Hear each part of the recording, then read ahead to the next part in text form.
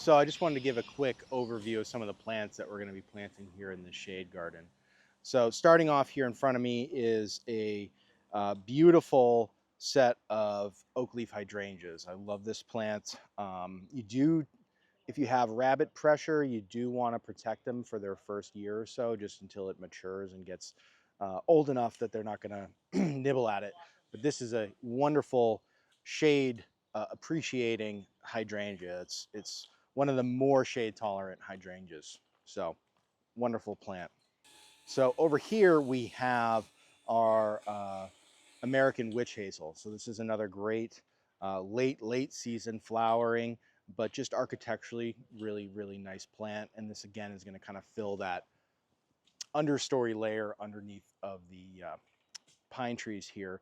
So again, we're creating some really nice layers of height, but this is a wonderful native plant and looks wonderful in the fall as well with bright yellow leaves. So included here that's now in flower is our Itea, Virginia Sweet Spire. And I'm using this as an accent on the kind of edges of the space, but this is a great mound forming, somewhat suckering variety that has a, I would say it's aromatic, but just not super pungent flower. But overall is just a great, really durable plant and looks great in the fall. So one of the other larger shrubs that we have here is the Viburnum lentago, the nannyberry, which I tend to plant when I'm dealing with drier conditions. A lot of viburnums appreciate at least mesic or moist soil, and this one tends to hold up well in drier type settings. It also has a good shade tolerance, so that's ideal for the situation that we're in today.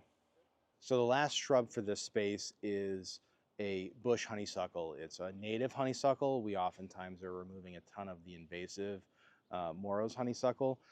This is a wonderful, again, kind of lower growing, mounding plant that is just a great native plant. Very easy to grow, practically bulletproof. So we love its inclusion in a space like this where it's going to tolerate that shade but create a very nice low layer to the space.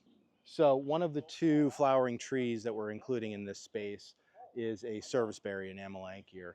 I love serviceberries. They're really durable, excellent native trees, beautiful flowers in the spring, a June berry that the birds just absolutely love. So having this included in the space definitely fulfills our clients' goals for being able to provide food and habitat for the birds in the area.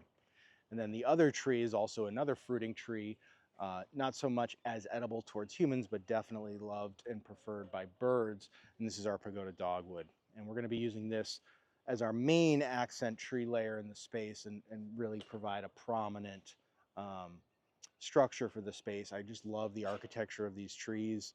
Um, it's just really a wonderful, beautiful structural plant that I think also has really wonderful flowers and berries for the birds and also looks really nice in the fall.